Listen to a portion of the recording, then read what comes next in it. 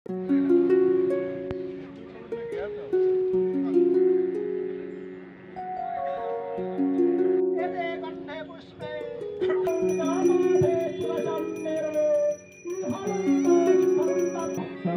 কৰি সকলোৱে এটা অংশগ্ৰহণ কৰি সকলোকে আমি শান্তি শৃংখলা বজাই ৰাখি অংশগ্ৰহণ কৰি থাকিবলৈ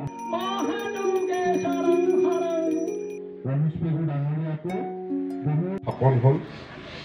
ঠিক তেনেকুৱা ধৰণৰ এটা আহল বহল ৰাস্তা বুটিকুৰৰ পৰা নৰুৱা থান হৈ ঘিলামৰালে প্ৰায় 55 কোটি টকা ব্যয় সাপেক্ষে ইয়াৰ নিৰ্মাণ আৰম্ভ হ'ল। প্ৰকৃতাৰ্থত যোৱা কালিৰে পৰা 1 তাৰিখৰ পৰা সমগ্ৰ অসমজুৰি এক বিকাশ যাত্ৰা আৰম্ভ হৈছে।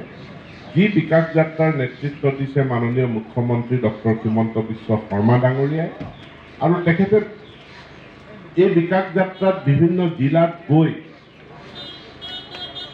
বিভিন্ন আঁচনিৰ শুভাৰম্ভ কৰিছে। ধেমাজি জিলালৈ তেখেতে ভূমি পট্টা বিতৰণ কৰাৰ কাৰণে 3খনকৈ সভাত অংশগ্ৰহণ কৰিলে আৰু সেইকাৰণে তেওঁ বিকাশ যাত্ৰাত ধেমাজিলৈ নাহে।